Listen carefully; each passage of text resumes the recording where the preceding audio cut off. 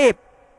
Yang kedua, wa amma dzulmul ladzi yaghfiruhullah. Adapun kezaliman yang diampuni oleh Allah Subhanahu wa taala, fa dzulmul ibadi anfusuhum fima bainahum wa baina rabbihim. Adapun kezaliman yang diampuni oleh Allah Subhanahu wa taala adalah kezaliman yang dia lakukan terhadap dirinya. Jadi dia menzalimi dirinya sendiri antara dia dengan Allah Subhanahu wa taala. Ya, antara dia dengan Allah Subhanahu wa taala. Contoh misalnya, mohon maaf, tapi ini jangan diremehkan ya, karena kita nggak tahu ya, apakah kita langsung dimasukkan oleh Allah Subhanahu wa taala ke dalam surga? Apakah kita langsung diampuni oleh Allah Subhanahu wa taala, ataukah kita dilemparkan terlebih dahulu masuk ke dalam neraka jahanam? Ya. Karena kenapa? Di neraka jahanam itu azab yang paling ringan. Di neraka jahanam, kata Rasulullah SAW, ketika seorang hamba dipakaikan dari alas kaki yang terbuat dari api neraka, ketika dia memakai alas kaki tersebut, maka mendidihlah sampai ke otaknya kalmirjal, kata Rasulullah, seperti kuali yang mendidih. Ya. Dan dia merasa bahwa itu adalah azab yang paling berat. Padahal kata Rasulullah, itu adalah azab yang paling ringan. Ya, itu adalah azab yang paling ringan di neraka jahanam. Dan azab ini hanya diperuntukkan untuk satu orang. Siapa itu? Abu Thalib, pamannya Rasulullah sallallahu alaihi wasallam. Ya. Jadi kalau kayak kita, wa na'udzubillahi min dzalik, wa nasallallahu taala assalamu alaihi. Kalau kayak kita transit di neraka jahanam misalnya, ya, kita nggak tahu azab macam apa yang akan kita dapatkan. Karena azab yang paling ringan dan itu hanya diperuntukkan untuk Abu Thalib adalah ketika seorang hamba dipakaikan sandal dari api neraka, ketika dia pakai sandal tersebut mendidihlah sampai ke otaknya kalmirjal, dan dia merasa bahwa azab itu adalah azab yang paling berat. Padahal kata Rasulullah, itu adalah azab yang paling ringan. Ya, itu azabnya.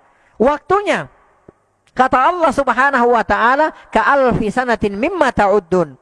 1000 tahun kalian 1 hari di sana. Ya. Jadi kalau misalnya kata Allah, kamu saya masukkan ke neraka jahanam 1 minggu, berarti di dunia berapa tahun? 7.000 tahun. Wa na'udzubillahi min dzalik. Kita nggak tahu. Ya. Kita nggak ada jaminan. Ya, apakah kita kalau misalnya melakukan perbuatan dosa diampuni lalu kemudian Allah tidak segera mengampuni, dimasukkan ke neraka terlebih dahulu? Kita nggak tahu azab macam apa dan berapa lama kita di neraka. Wa na'udzubillahi min dzalik. Ya, contoh misalnya, ini sebelum saya kasih contoh saya ingatkan dulu kepada diri saya dan kepada bapak-bapak sekalian. Ya, contoh, ada seorang hamba terjatuh kepada perzinahan misalnya. Dia melakukan zina. Ya, tapi dia tidak mensyirikatkan Allah. Enggak pernah dia menduakan Allah. Suatu ketika, wa na'udzubillah, dia terjatuh kepada perzinahan.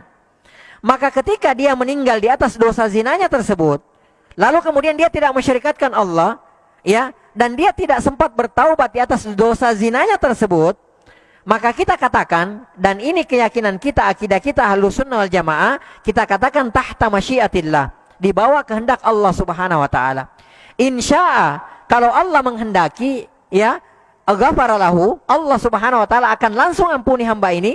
Wa insya'a, akan tetapi kalau Allah Subhanahu wa taala kehendaki, adzabahu, Allah akan mengazabnya terlebih dahulu ala qadri dzambihi, sesuai dengan kadar dosanya, wa masiruhu ilal jannah, akan tetapi endingnya, buntut-buntutnya, akhirnya dia akan masuk ke dalam surga.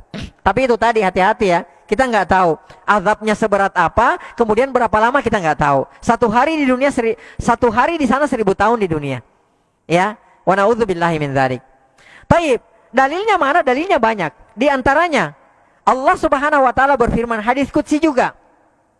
Allah Subhanahu wa taala berfirman, ya, Allah Subhanahu wa taala berfirman, ya ibadi, wahai para hambaku, lau ataitani bikurabil ardi khataya, andai kalian datang kepadaku, kata Allah, andai engkau datang kepadaku, kata Allah Subhanahu wa taala, thumma laqitani la tusyrik bi syai'a, kemudian engkau datang dalam keadaan engkau tidak, ya, mensekutukan aku sedikit pun juga, ya, kata Allah, lau ataitani bikurabil ardi khataya, engkau datang kepadaku dengan dosa sepenuh bumi, thumma laqitani la tusyrik bi syai'a, engkau datang kepadaku dalam keadaan tidak mensyirikatkan aku, kata Allah, la ataituka bikurabiha maghfirah, aku akan datangkan ampunan sepenuh bumi pula, insyaallah. Ya, syaratnya apa? Jangan mensyirikatkan Allah Subhanahu wa taala. Banyak keutamaannya orang yang bertauhid yang tidak mensyarikatkan Allah. Cukup satu hadis qudsi ini, ya, yang membuat memberikan berita gembira kepada orang-orang yang tidak mensyarikatkan Allah Subhanahu wa taala, memberikan berita gembira kepada orang-orang yang mentauhidkan Allah Subhanahu wa taala.